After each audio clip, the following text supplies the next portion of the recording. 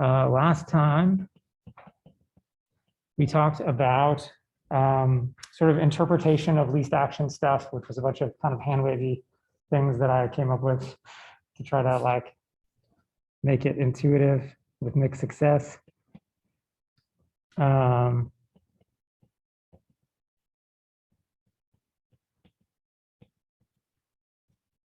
what else did we talk about? Talk about the manipulator equation, which is basically the standard way of writing the Euler-Lagrange equation in robotics, just kind of names for the terms in there. So we talked about that, which you'll see all the time. Then we talked about how to handle non-conservative forces. And basically it ends up being just a force term tacked on the right-hand side of the Euler-Lagrange equation, or on the right-hand side of the manipulator equation, right? Same deal. And we talked about how you can actually get that from like a least action setup, essentially by multiplying it by Q such that the derivative comes out to be F, which is sort of a hack, but has a fancy name and associated with this guy D'Alembert and virtual work and all this fancy stuff. Okay, so there's that conversation. And then we started talking about constraints. So today we're going to kind of continue in that vein a little bit and talk.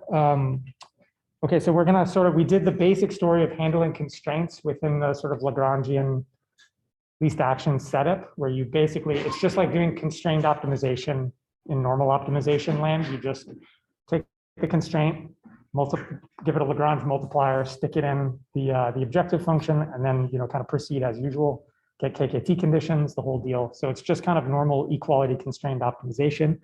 And when you kind of work all the way through that, you get a term in the Euler-Lagrange equation that's your Lagrange multiplier times your constraint Jacobian, just like in normal KKT conditions and normal optimization. So we did that. So today we're going to kind of keep trucking on that side of things. We're going to talk now, get back into some more numerical simulation stuff. And we're going to talk about what it looks like when you try to actually go and numerically integrate or simulate a system with constraints like that. Because there's some sort of weird stuff that starts to happen that you have to think about. And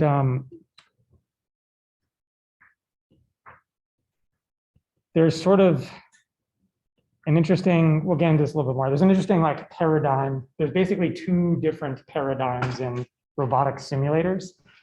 There's so-called minimal coordinates implementations that use joint coordinates like we've sort of been doing.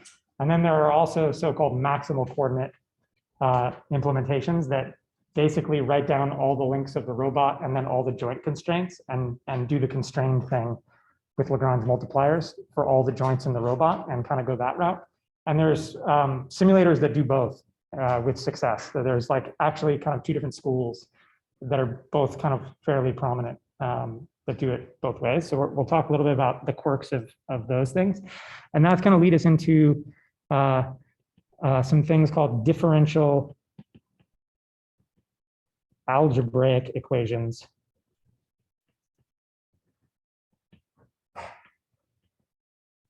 Also known as DAEs. Who's heard of those? A couple people. Okay, a little bit. All right, so that's something new. That's good. And then we'll talk, we're going to talk a bunch about kind of how to deal with that in the classical setting that we're all used to. And then we're going to get into some sort of more sort of new school stuff that's only last 15, 20 years called variational integrators,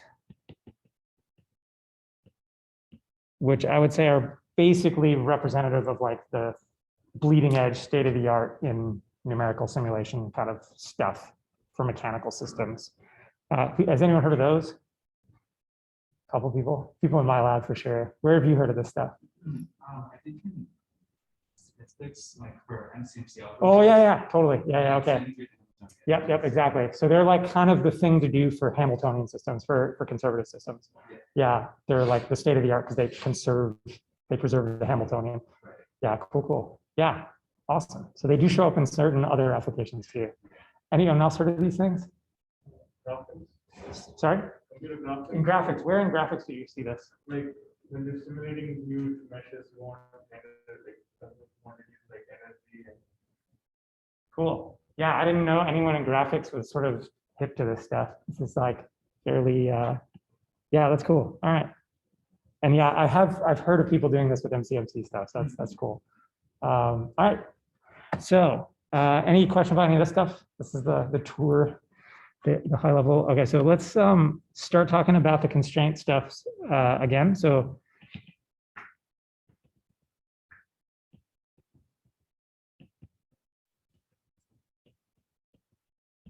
okay, so last time we sort of set this up. So let's just review that real quick. So how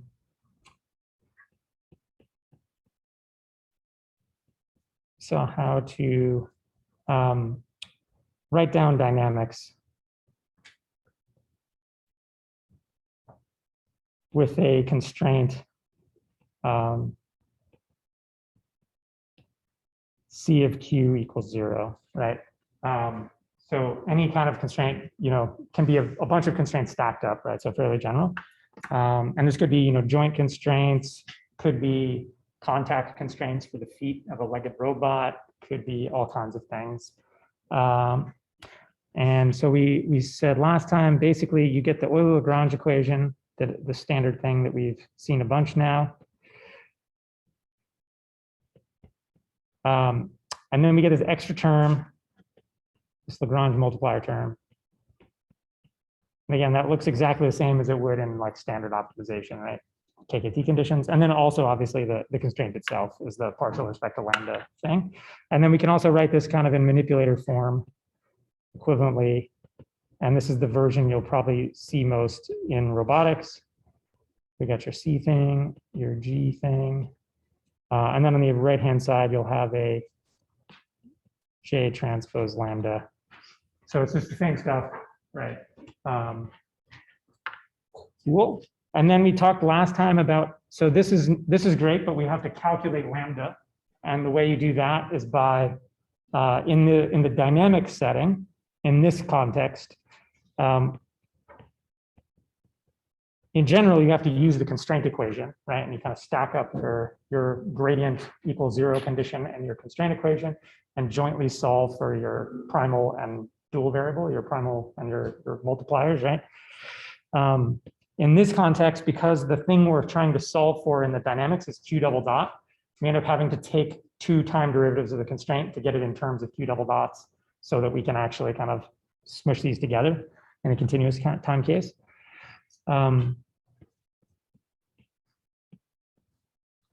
So we're going to differentiate C. And this looks like, so we start with C of Q equals 0. We take the derivative of both sides. So that turns into C dot of Q equals chain rule partial C partial Q times Q dot. And that also has to equal 0. The Jacobian we define as J. So that's the first derivative. And then the second derivative, same deal, we're just going to do it again. So we get C double dot is going to equal, this is the product rule. So we get J times Q double dot plus the derivative of the J term. So this is going to look like, this is kind of tortured thing that I'm doing to avoid writing the third rank tensor thing. But this is actually kind of the more efficient way to do it. And this is the way you would do it with an automatic differentiation package. You would like form this Jacobian vector product, which is a vector, then diff that, which is a matrix, and then, right. So that's like actually the right way to do it numerically as well. So this thing equals 0. And for notational convenience, we're gonna just kind of give this term a name. We're gonna call that term now D of Q dot.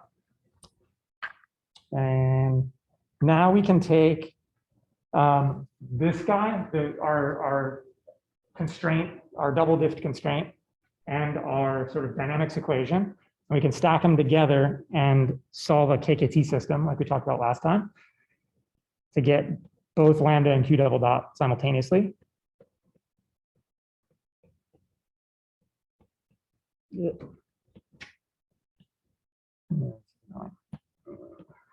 Okay. KKT system.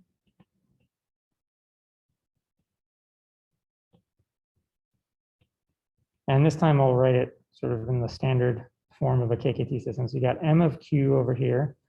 You've got J transpose of Q, J of Q, a block of zeros. Then this is times Q double dot, and I put a minus sign on the lambda this time to make the KKT system symmetric like a real KKT system, which is the thing to do numerically speaking. And then the right-hand side of this is just the other pieces of those equations up there. So it's a C and a G, and then down here you got minus D. So I just stack this matrix up and the vector up, backslash, and then there I go. I've got my Q double dot, which is the thing I was after in the first place. A lot of the time we don't really care about lambda in particular for anything. So then in that case, we just grab Q double dot and that's it. We stack that into our X dot state derivative and keep trucking. Sometimes we do actually care about lambda though. Can anyone think of a time where lambda is useful or we care about it? I don't want to know what your contact force. If you have like you probably want to know. Yeah, so that's really good. So one of the really common cases where you have this kind of setup in robotics is for walking or legged locomotion generally, where you have this floating base robot and you write down a contact constraint saying that the foot is stuck to the floor. And then in that case, the Lagrange multiplier here ends up being the contact force between the foot and the ground. So the normal force and then the tangential force, AKA friction. And so often that's something you want to know on the robot to say, think about your friction limits or, I don't know, things like that in general. Typically, you really care about the friction limits a lot. You don't want to slip. So you actually care about the tangential components of that. The normal components, maybe not, I don't know. But yeah, so that's a great one. Anyone have any other cases where the Lagrange multipliers are important or useful?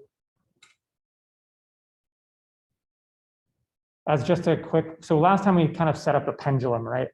So in the pendulum, what is the Lagrange multiplier? What we did last time, where we did the pendulum mass in 2D and then the constraint.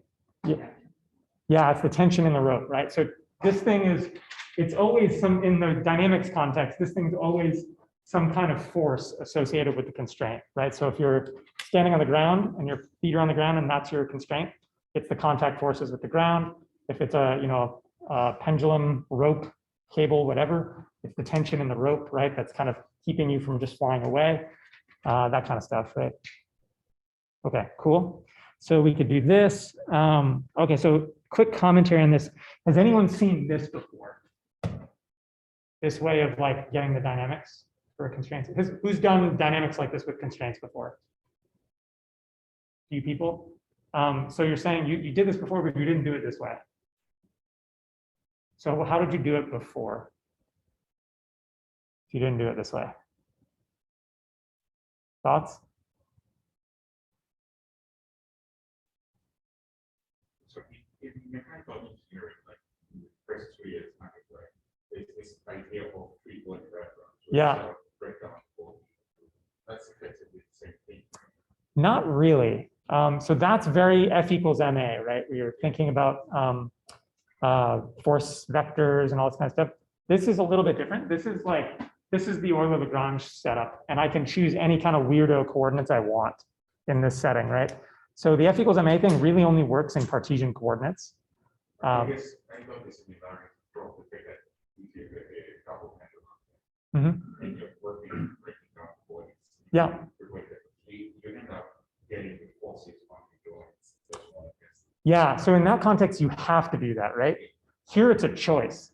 Okay. So here I can, like, for example, I can have the double pendulum. That could be my leg, right? In which case I just have joint angles. But then maybe I need a constraint on the foot, like when it's in contact with the ground for walking. So I would handle that part with a Lagrange multiplier, but the joints, I would handle the joint angles and I wouldn't have the joint forces explicitly showing up, right? So this is basically a more flexible version of that, where you can pick and choose what things are sort of handled implicitly by your choice of generalized coordinates and what things you handle explicitly through explicit constraints and constraint forces or multipliers, right? Cool. Anybody else thoughts on this? Yeah. You can kind of approximate Q double dot by taking the difference between two costly. And then I'm where like find instead of solving for freedom, like solve for things that would also. Yeah. So you're talking about like the way this is typically done in what's called the time stepping method, which is usually what happens in simulations involving contact, where you basically do like an Euler discretization of time first and then write it like this, right? Cool. Anyone else seen any other weird versions of this? Okay, so I'll show you what there's sort of, okay, so first comment says this is generally the way to go if you're doing this kind of thing, like numerically. This is what you want to do. You want to set up a nice symmetric KKT system and solve this either just with backslash or with a specialized solver for KKT systems, which exists because they're super common in optimization. That's the way to go numerically. In mechanical engineering, though, you'll see a lot of people doing something a little different, especially the classic papers on this do it differently, and I'll show you what that is. So comment, solving this in your system directly is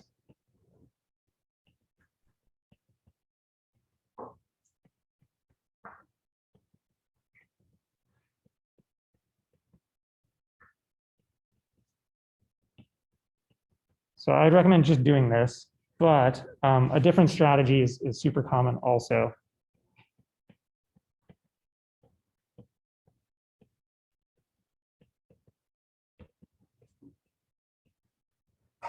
So what we can take this and we can solve the first line, the dynamics, for Q double dot first in terms of lambda.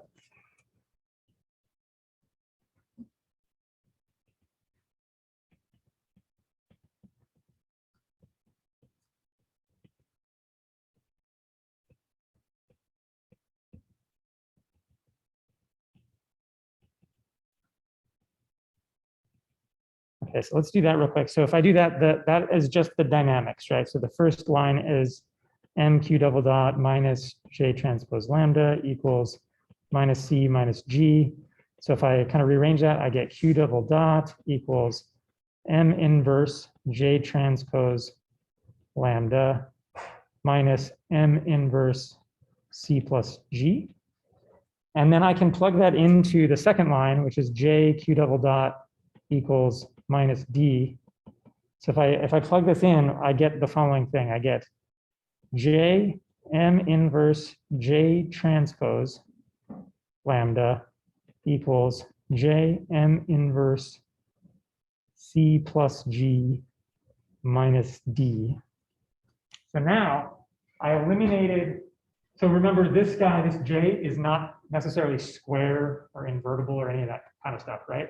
So the second line I can't solve as is, but if I do this trick, now this matrix is square and invertible. And I can actually go ahead and solve for lambda right there, right? This stuff's all already known from the problem data. So I can go ahead and solve for lambda explicitly. So that gives me the constraint force right there. And then now I have lambda, and I can just plug it back into the top line and solve for Q double dot. Has anyone seen this before? Something that looks like this? Yeah, where have you seen this? Aaron Johnson's course here. Okay. For For what? Yeah, what did you call this thing in that context? Sorry? Pseudo, yeah, so this is kind of a pseudo inverse. Yes, that's kind of ish. There's actually like kind of there's another name for this, and there's a couple names for this kind of thing in both dynamics and optimization. Okay, so this basically, okay, we'll finish this story first. So now we have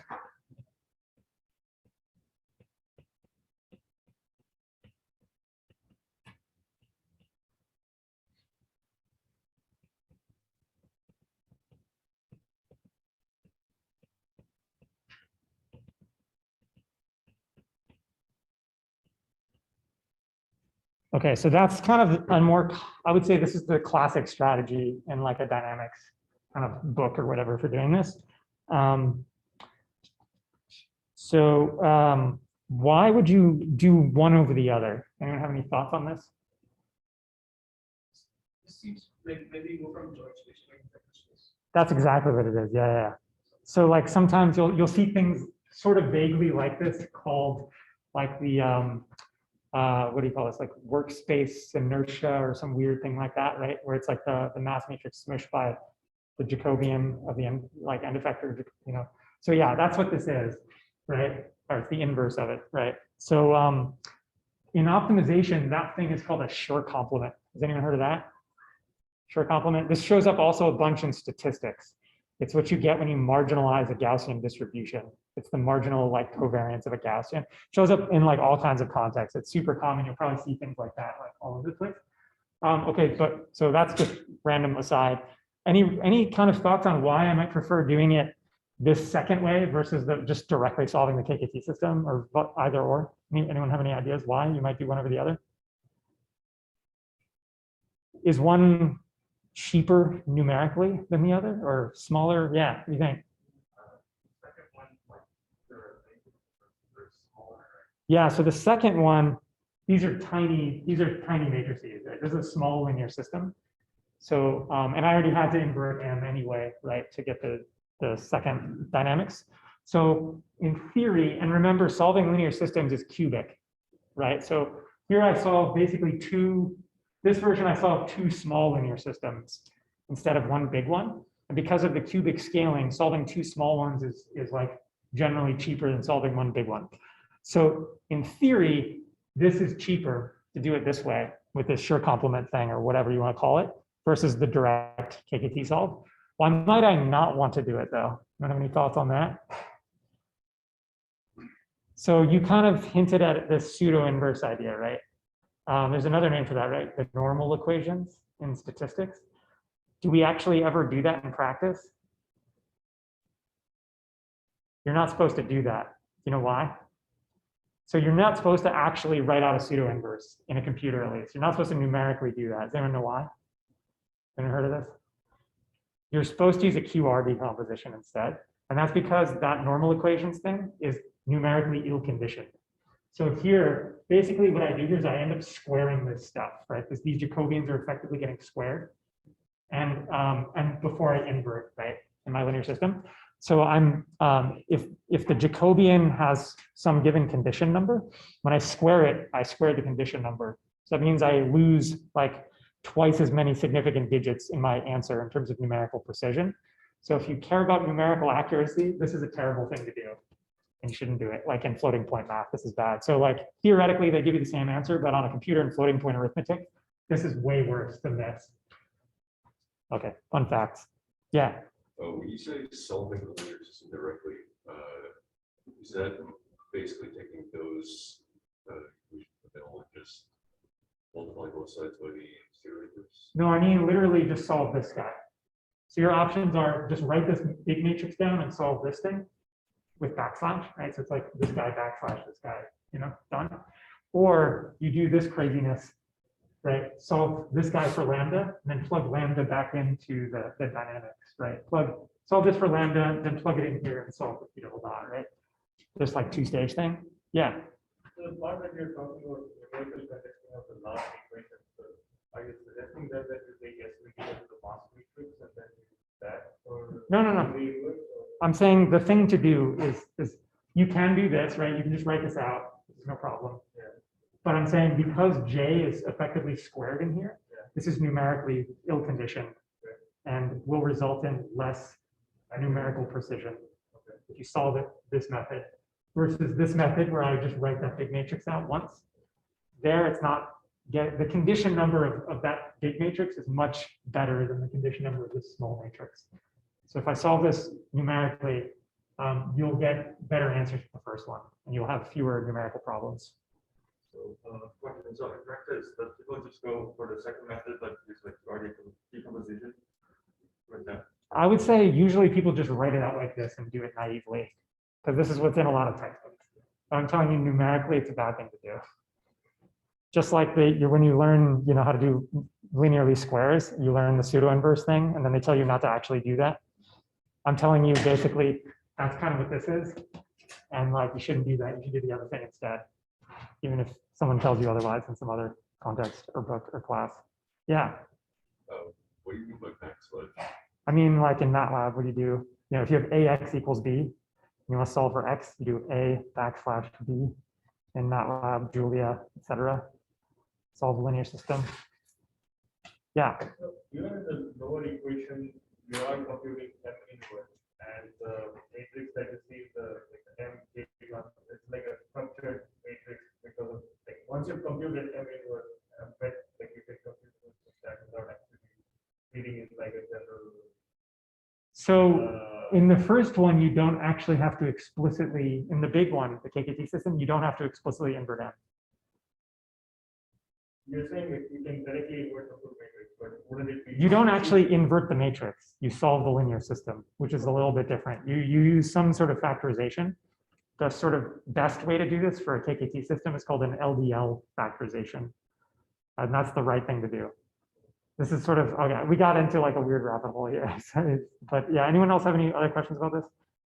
We can take this offline if you want. But basically, yeah, there's like this, you will probably see this in a lot of places in robotics. And I'm telling you, like, you can try it yourself. Maybe I'll throw this on the next homework.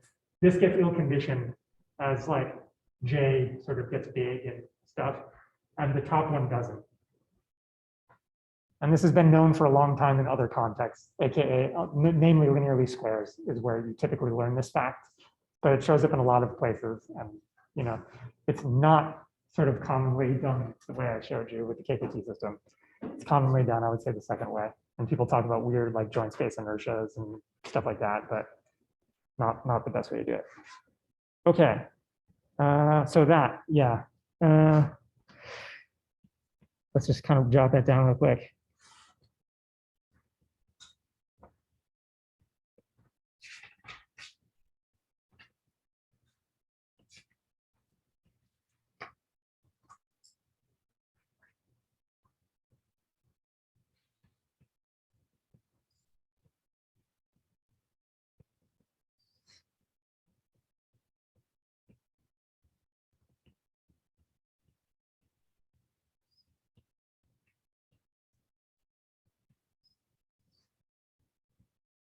So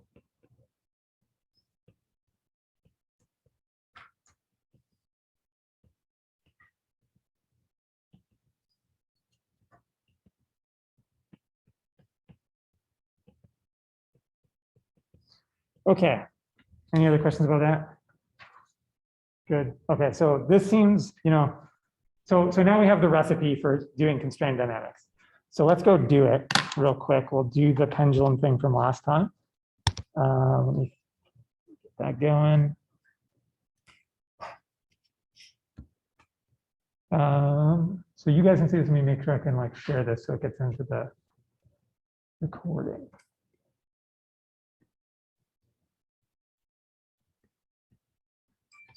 Okay. You guys see this okay?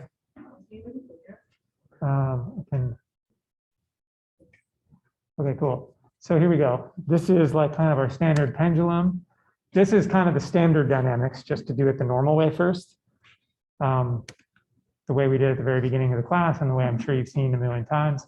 We're going to start it out like straight out to the side at pi/2, 0 velocity.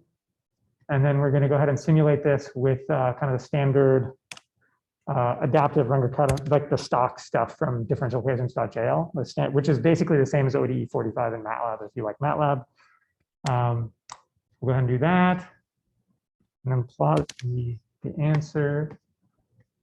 It's going to take a while because Julia plots it slow the first time, but no surprises there. So then while that's going, let's look at the other stuff. So here's kind of our, okay, there it is. So yeah, the usual thing we all know. Okay, so here's the constrained sort of maximal coordinate version. So here we're going to model it as a point particle in 2D, so XY position. So that's what we've got here, QV. And then mass matrix is just, you know, m times the identity. Gravity term, mg, like, you know, no surprises. Here's, this is the Jacobian. So let's look at that quick. So I wrote down the constraint. This says x squared plus y squared equals L squared, right? So it's just saying the thing has to live on a circle. We did that last time, right?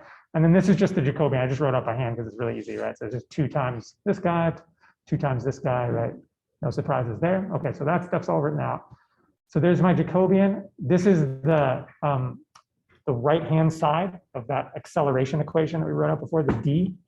if you kind of write that out, it ends up being this. It's just taking another derivative of this. You do this guy times q dot and take another derivative, right? And it turns out it's just this, 2v squared. So then here's that KKT system, M, J transpose J, and then we don't have a Coriolis term here, so it's just the G, and then the D, and that's it, right? So I solve the linear system, I pick out, I don't need the Lagrange multiplier for anything here, so I just pick out Q double dot, and that's the answer, right? Everyone good with this? Cool. So initial conditions are going to be the same, so it's straight out, right? 90 degrees, but here it's written in XY coordinates. And my L is 1, so that's why that looks like that. So we're going to do the exact same simulation with the exact same settings. 10 seconds, you know, same integrator stuff, everything's the same, right?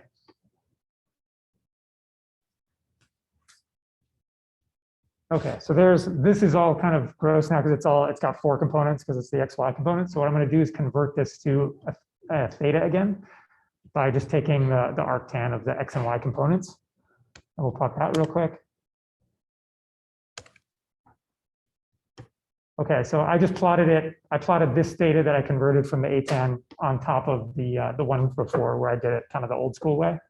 And so they match reasonably well. I'm not using like super tight integrator tolerances or anything. So they drift a little bit, but reasonable, right? They agree more or less.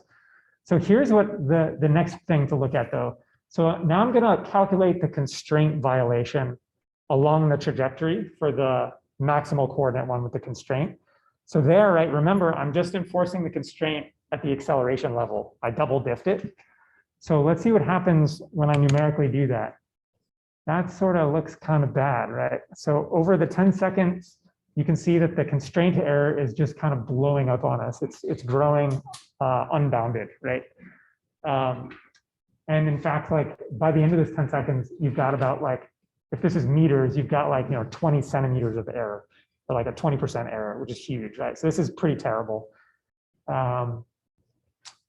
Okay, so thoughts on what's happening there while I switch gears back to the, anyone have any thoughts on why that's happening? And like, are we sort of doomed here? Is this like a terrible thing to do? Should we not do this maximal coordinate thing? Should we stick with joint angles? Like why? Ideas? Little errors in P double dot integrating time. Yeah, so if you looked at that dynamics function, the constraint function C never shows up in the dynamics, right? It only shows up as C double dot. So sort of just like the ODE itself, right? Like we only have the second derivatives and like the Runge-Kutta method is trying to figure out Q of T for us. It's the same thing, right? And so the errors in the solution grow over time, right? And in this case, yeah, like the errors are going to grow over time. That you get numerical drift in the constraints. And if you're thinking about a robot, like if I was trying to simulate a humanoid where I had all these joint constraints, like literally what's going to happen is the like arms are going to drift out of their sockets and it's going to look really stupid really fast. Like looking at that, right? It's growing like exponentially. It's really bad. So that's kind of the deal, right? It's so a naive implementation, if we just code it up like the math says in continuous time, it doesn't look good.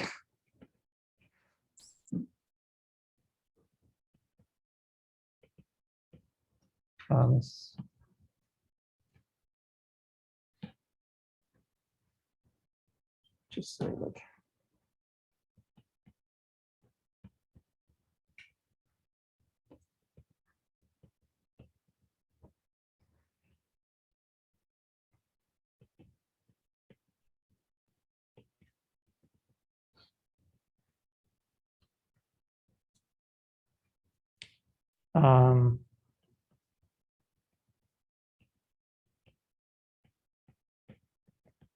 I should add, like, this is about as simple as it gets, right? We just did a pendulum, like, it doesn't get any easier than that. So if this is happening there, it's like, when we get to more complicated stuff, it's really bad. So you can't just do what we just did. So yeah. And just like, is this just by using couples pretty good numerical integrator? Yeah. So that, like, what I just did there was like pretty representative of like state-of-the-art Runge-Kutta, adaptive step size, like all that good stuff. That's a good integrator, right? The only thing I could do differently is I could crank down on the solver tolerances. I could make them like 10 to the minus 8 or 10 or something like that. And that would, I mean, we can try it actually. I'll try when we go back. But basically what that'll do is change the growth rate. So it'll make it grow slower, right? But it still has the unbounded growth. So like, it doesn't get rid of the problem. Like if you're gonna simulate it, it's gonna blow up on you eventually, right? All you can do is sort of stave it off longer into the future by making the step sizes really small, but then it's really expensive to simulate because you've got really small step sizes, right? So it's basically doomed to failure. Okay, so anyone have any thoughts on how we fix that?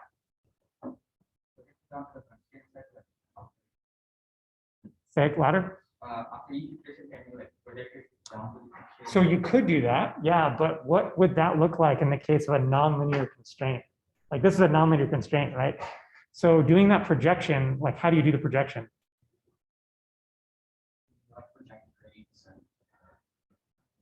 Kind of, sort of, yeah. Like there's a version of that like we're going to kind of maybe get into, but in this case, it's actually really trivial, right? Because it's unit norm, so I can just like normalize the vector again. So here it's really easy. But in general, for like some complex nonlinear constraint that's like your kinematics of your robot, it's terrible, right? It's basically doing inverse kinematics. So it's like, so you have to do some iterative, Newton thing to project, right? So it's super expensive. So we don't want to do that. In general, that's going to be horribly expensive. Anyone have any other ideas? So when you say normalize the XY Yeah. coordinates directly, Yeah. then you have problems that your dynamics there. Actually, not really, because the dynamics, the true dynamics live on that manifold, and the projection is normal to the manifold.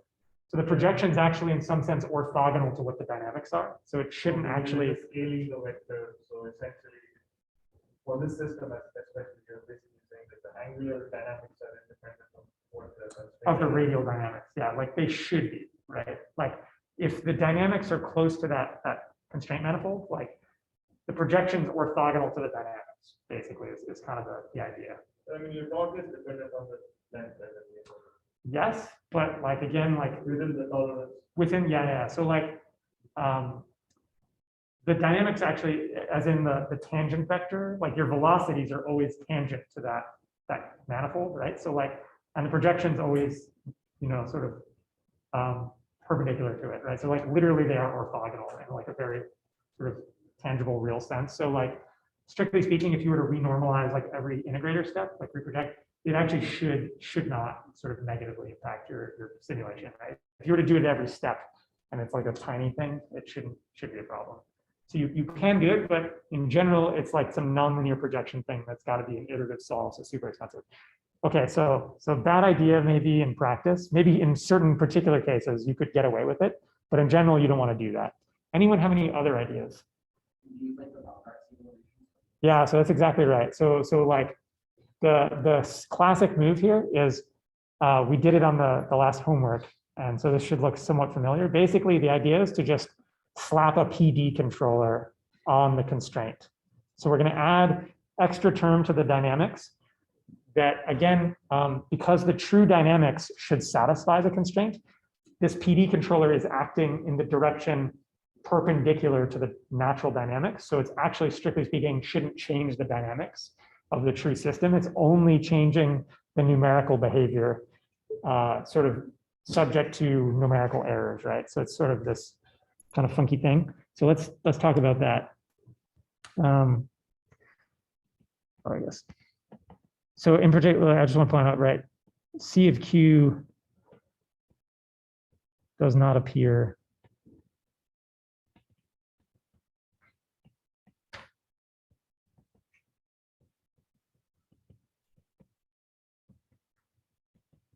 Okay, cool. So the move is, okay, so actually, yeah, we'll say a little bit about this. So this is kind of the,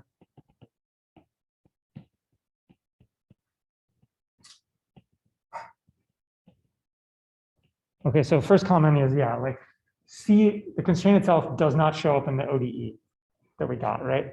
Which is bad. It sort of leads to this constraint shift problem. So the thing we actually want to solve here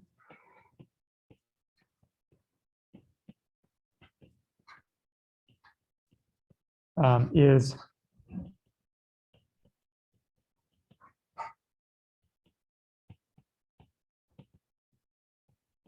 we really want to solve x dot equals f of x and sort of like c of x equals 0. Really what we would like to do is stack those two equations and jointly solve them, right? Like the ODE for the dynamics and the constraint equation together. That's like the real thing. Remember, like in the Euler-Lagrange setting, right? Like if we sort of, the first equation is, partial with respect to q of t or whatever. This is sort of like that, and then this guy is partial with respect to lambda, right? The constraint itself. So really, you should be solving both of those somehow simultaneously. And what we did just before this, we weren't doing that, right? We were only looking at the first one.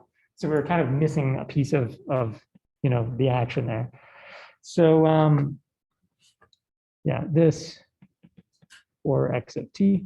So we want to try to figure out a way to get, so I guess commentary, this thing, right, where I have an ODE and an algebraic equation sort of stacked together, that's called a differential algebraic equation, or DAE. If you hear of that. Has anyone heard of this before? DAE? I asked this before, right? So a couple people.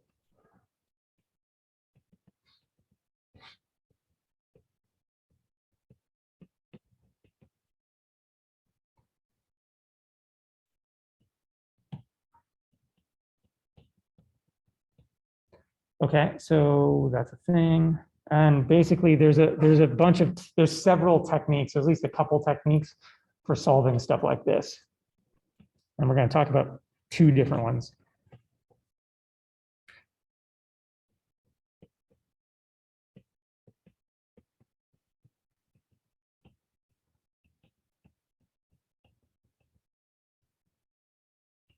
Okay, so the first technique for solving a DAE is this Baumgart stabilization thing, which we kind of hinted on the first homework with the quaternion norm stuff. So this is kind of the more full story there. So this is kind of the simplest way to do it.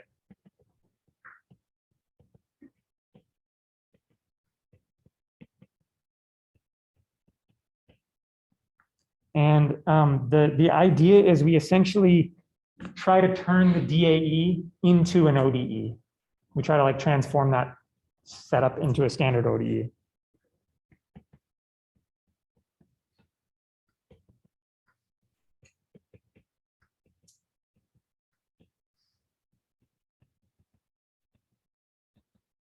And the idea is dead simple. It's and it's like, the sort of hacky thing you would probably just come up with on your own, if you were thinking about this. And it's literally just adding a PD controller on the constraint to the standard ODE.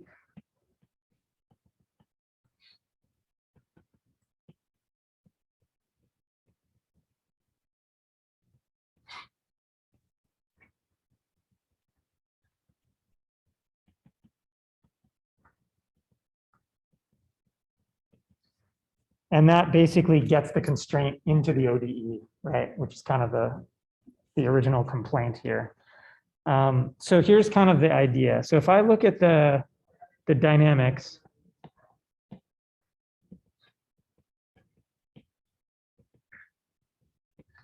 I've got like this guy here. So if we kind of think about this a little bit more, we kind of said before, the J transpose lambda thing, the whole thing is the constraint force, right?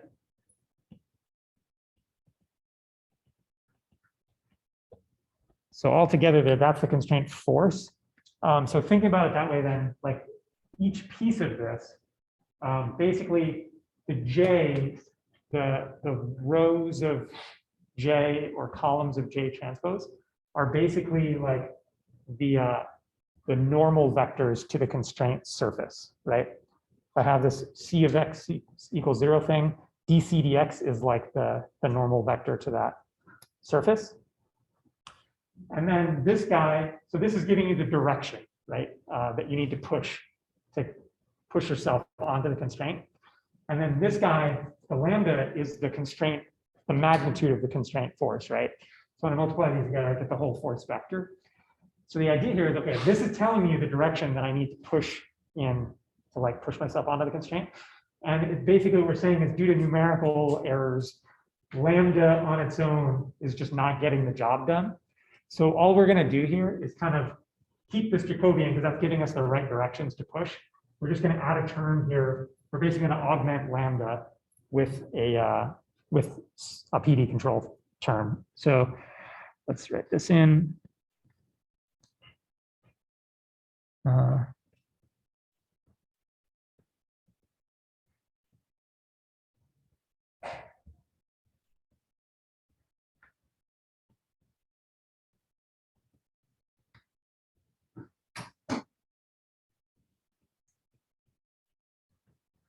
Okay, so there's that. So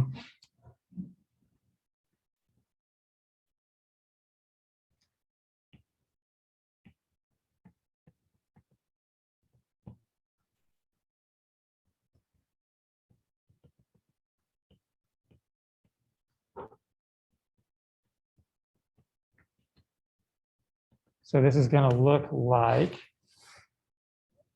M U double dot.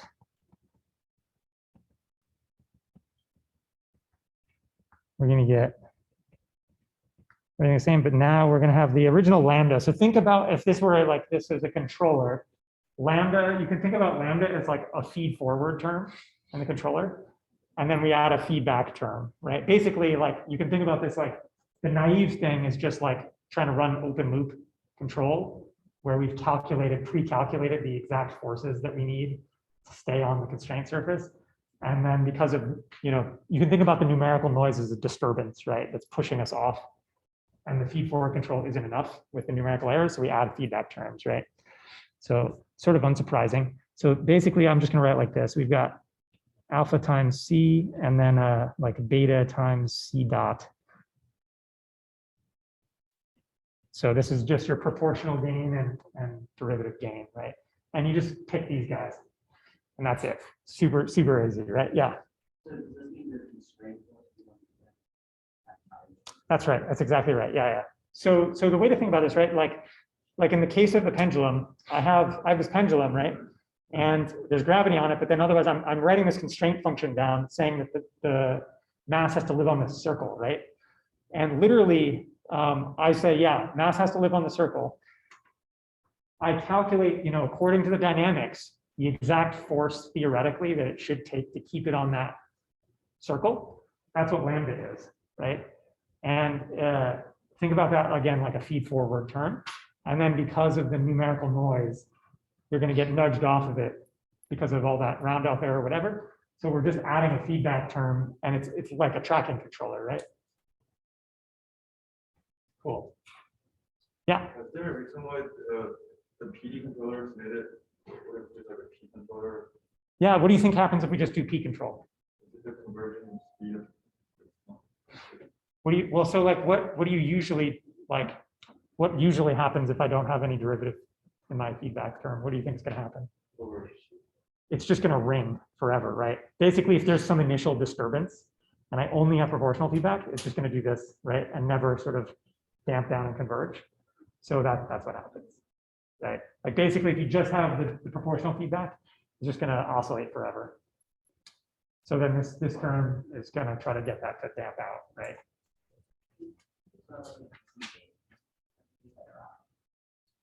So the DC gain, I think I would call that the feed forward guy here.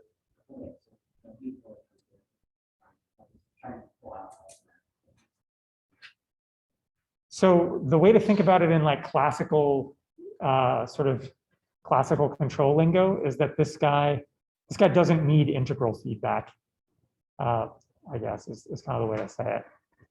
If you like analyzed it in that kind of context, like, yeah, it doesn't have like a DC bias, basically. The natural dynamics with this term don't have like a DC bias. So if you think about it that way, if I got rid of lambda and never calculated lambda, I could just have this stuff in there, right?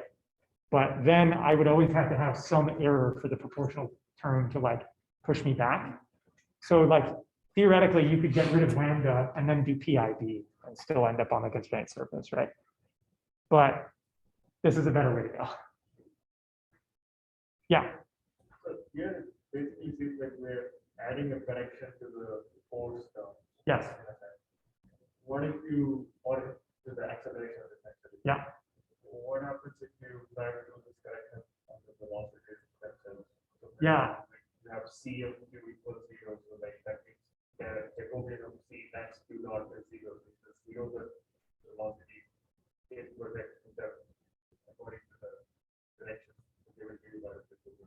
Yeah, so you can try to do something like that, but you'll still end up with, you can still end up with numerical drift because of that, right? Basically, like you can, that'll like fix it now at the velocity level, but not necessarily at the position level. So you still need something to push you back at the position level.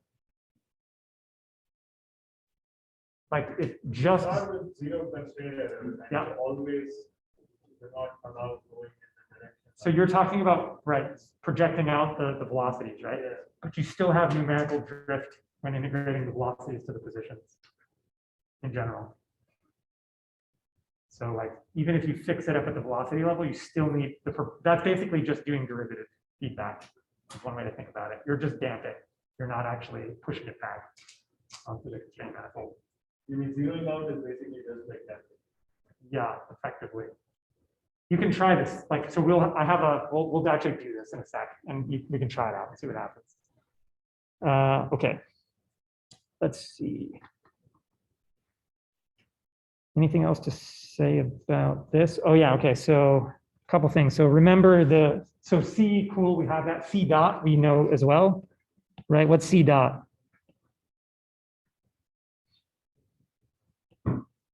What's C dot? Yeah, exactly. So we can calculate that super easily. And then let's see, other things to say about this. So one of the reasons this is cool is that you still have just the standard form ODE. So like we played around with the continuous time ODE a little bit. This thing is still just normal ODE. So we can plug this into any standard integrator, like simulation package. I can plug this into differential equations, ODE 45, whatever. I don't have to mess with the integrator itself, right? So that's kind of nice. Yep. Sorry to go back to this, but how do you actually put it out? Yeah. So that's what I was just going to say. Basically, you just have to tune them. And it's going to depend on the integrator step size, the dynamics of the particular system you're working with, and a whole bunch of other things. So like, it's just, you just got to tune it for your particular setting. And generally like values between like 1 and 20, say, for the proportional term work. And then like the derivative term smaller than that. Like usually what I do is go with like 10 and 1 for alpha and beta as a starting guess, and then just play around with them a little bit and see. But yeah, it's totally just kind of a tuning game based on it depends on the system dynamics and the integrator you're using, right?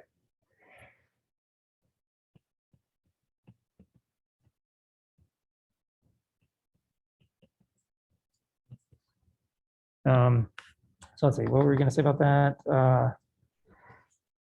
Yeah, so PD gains.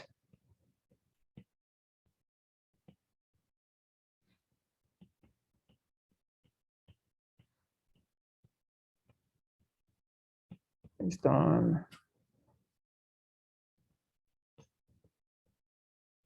system, integrator, size of time steps. So yeah, in general, you'll have to like tune those up for like any given system, time step, blah, blah, blah. Let's see, what else is there to say about this? Quick aside. So this is like, the way I just wrote this down, I'm kind of writing it down kind of in this manipulator equation setup. So thinking back to the whole conversation about the KKT system and blah, blah, blah, the way I wrote this is very much in the sort of sure complement setup, right? Where I have to solve for lambda first and just plug this back in.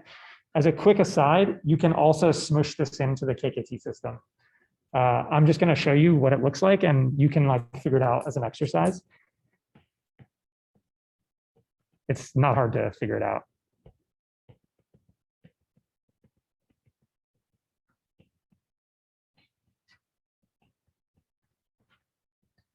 So basically it looks like this is all the same. But now the right-hand side, we're going to pick up an extra term down here. So we had, basically this was the D we had before, and there's going to be another term there. We'll call it E, just because that we pick up from this PD controller, and it looks like this.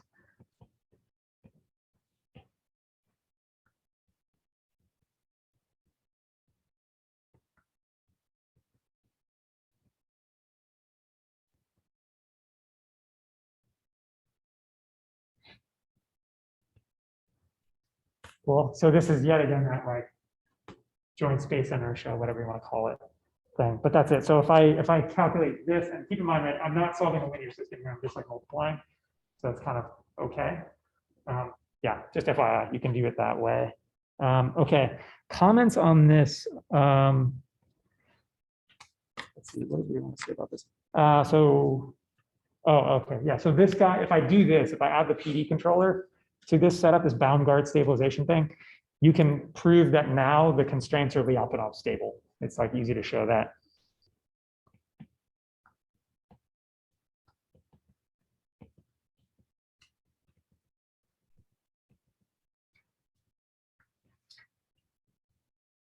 Whereas they obviously weren't before, right? Like when I did this in IEWay, it blew up exponentially. So it was actually straight up unstable numerically.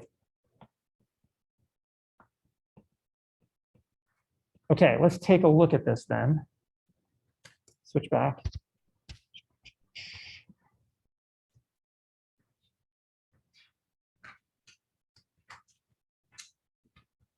Okay.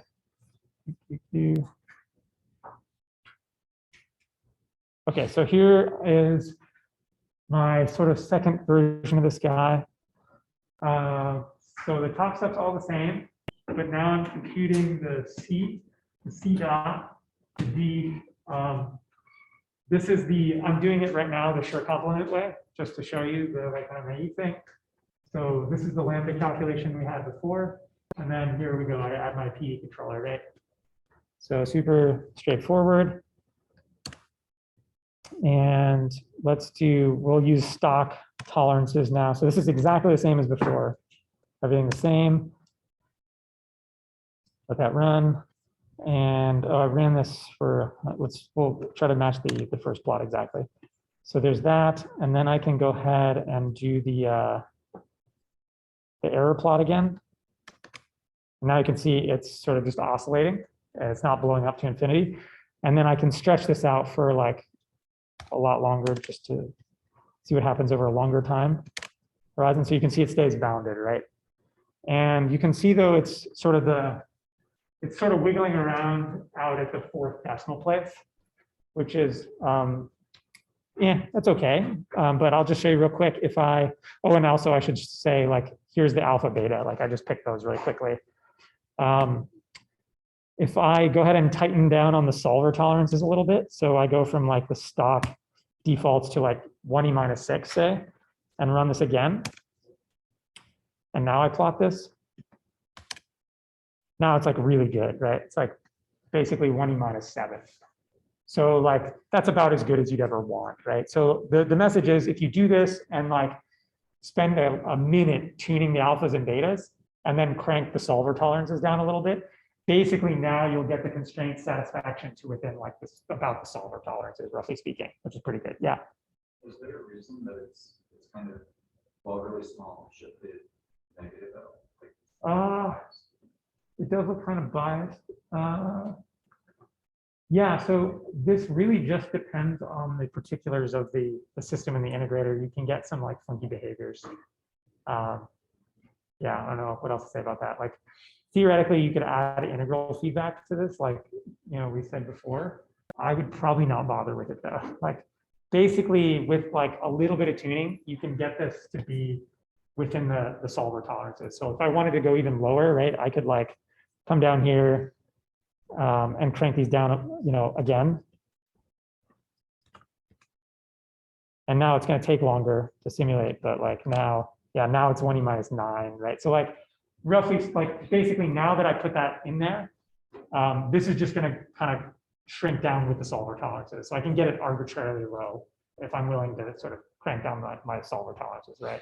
The point is that it's now this is Lyapunov stable. So like it's not going to blow up. It's the actual ODEs are stable with respect to the constraints now. So like more or less, they're going to be accurate to within the solver tolerances of my integrator now, right? They're stable, they're not going to blow up. So that's the real important thing, right? And I can just crank these down as low as I want. Any other questions on this? Seems reasonable. Cool. Did anyone want me to try anything? Do we want to try getting rid of the proportional gain for fun? See what happens.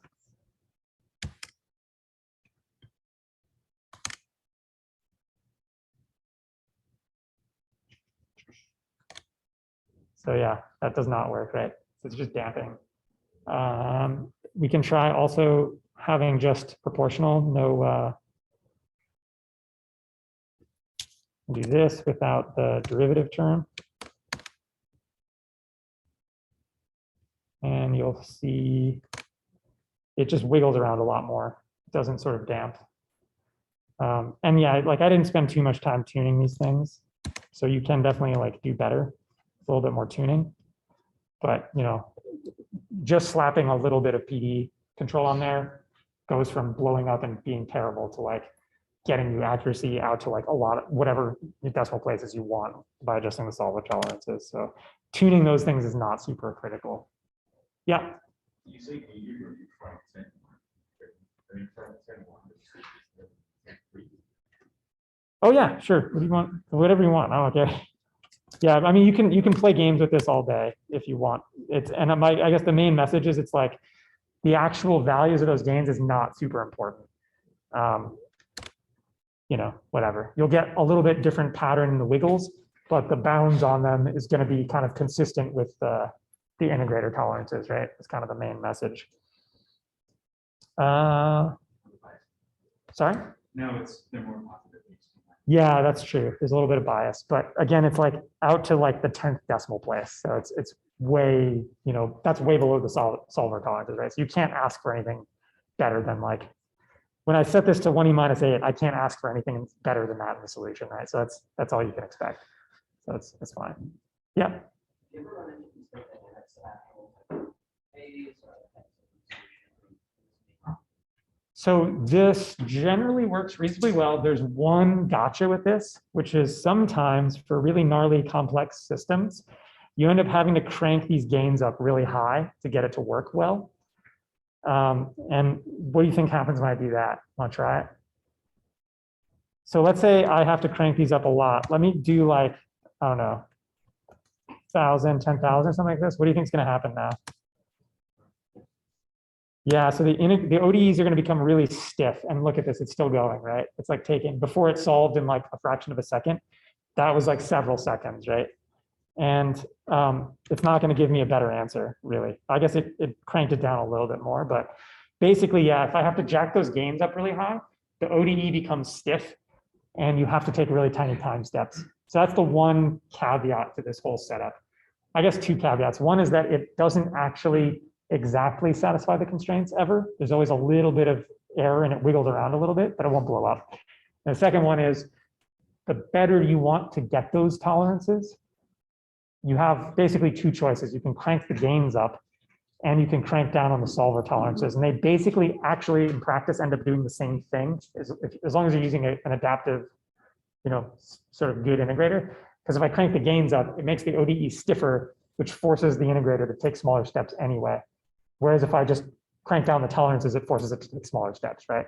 So they actually basically do the same thing in practice. Okay, any other questions about this? Good. All right, we'll get back to the, oh, and then, yeah, what did I think I also wrote it out the other way, but yeah, this is not anything special. So yeah, here's the the second version where I do it like with the KAB system. Not surprising. Okay.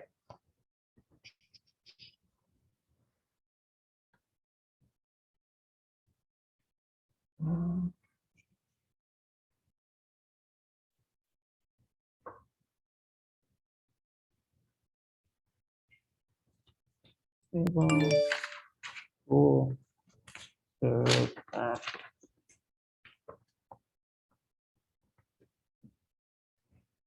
so left of stable, then we did this.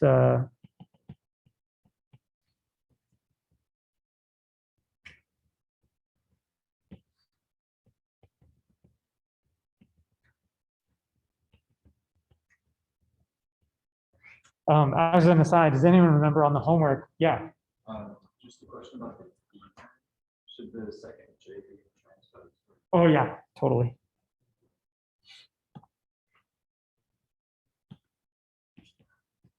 Thanks. Okay, good. Let's see. Okay, so takeaway, we can achieve pretty good constraint satisfaction.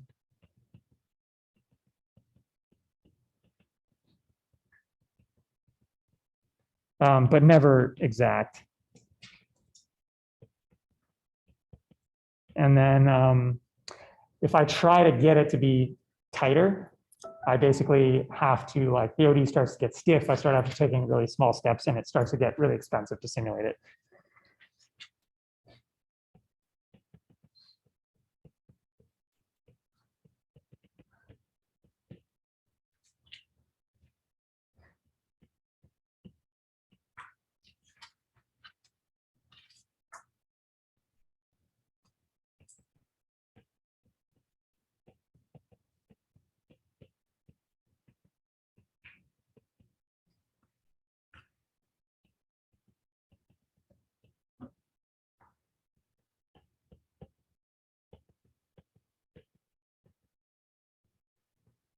Okay, so that's sort of that story. Any questions about that?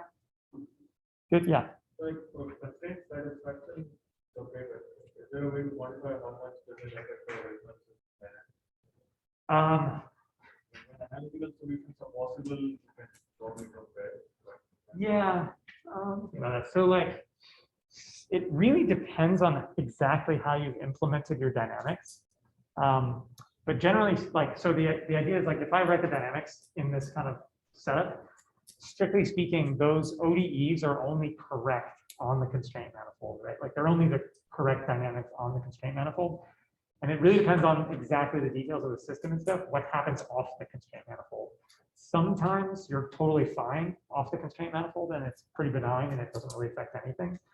Other times, things can become actually like ill-posed and like singular, undefined off the constraint manifold. So it really depends. So this setup, like the way we did this here, it really depends on the ODEs being sort of well posed off the constraint manifold. Like nothing terrible or weird can happen to you off the constraint manifold in order for this to work. If that makes sense. So there are cases where, like, the behavior is like really weird and undefined, bad off the constraint manifold, and like you don't want to go there.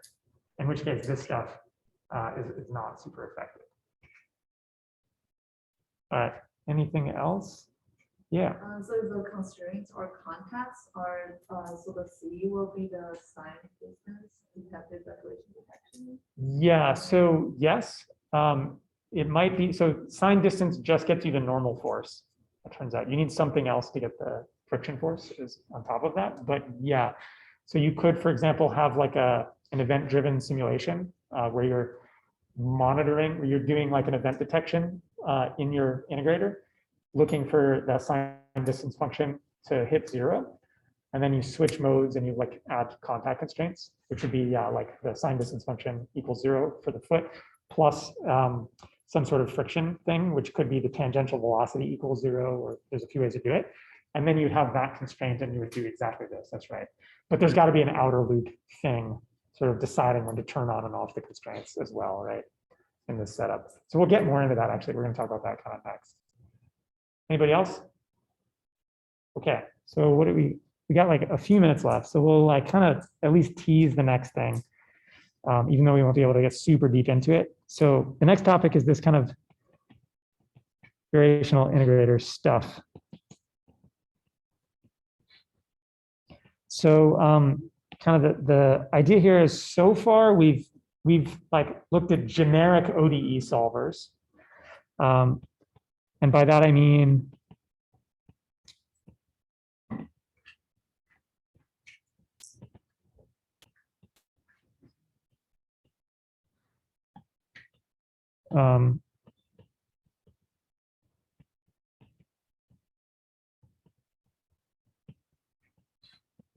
assuming this this kind of setup, x equals f(x), where x is in Rn, like just generic vector. So we've done this, and this was just your standard Runge-Kutta methods, right? So if you don't know anything about the dynamics, and it's just this kind of generic standard form, Runge-Kutta is the thing to do, and there's a whole theory for those, and we talked a bunch about a lot of that stuff. But there's a lot of cases where there's more structure and like more going on, and you can say more about the dynamics than just x dot equals f of x. So we did at least one of those so far. What's that? So like when the state's not just a vector space. We talked about this already a lot. What was that? We talked about when you have Lie groups, right, for your state. So like SO3, SE3. And in that case, what do? There's specialized integrators for Lie groups, right? And so we talked about the Runge-Kutta Munter-Kaas methods, right, which handle the special case of structured dynamics where the structure is, you have this like Lie group, kind of state, right?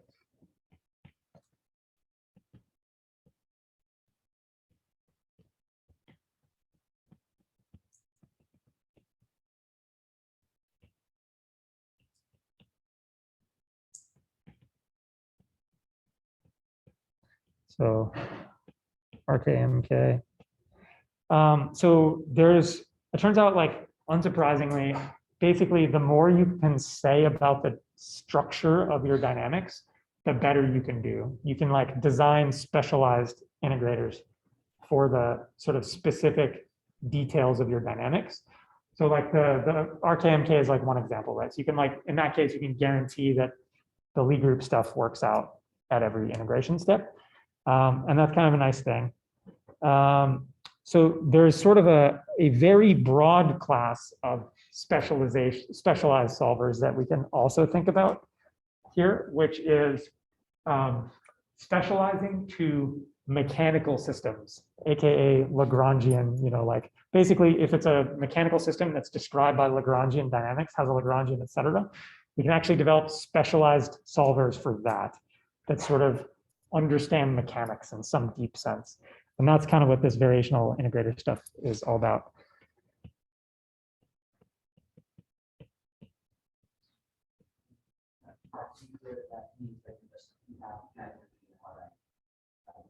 And it really is just assuming that you have the Lagrangian for the system. It's assuming that the system's dynamics come from an Euler-Lagrange equation, and that there is a Lagrangian that describes the dynamics. That's it. So we're not actually assuming like even the particular form of the Lagrangian in here. So there aren't, so in general, like I can write down plenty of x dot equals f of x things that are not Lagrangian, like that don't come from a Lagrangian, right? I can just make stuff up there, like any kind of f I want that won't necessarily come from an Euler-Lagrange equation, right? Cool. Okay, so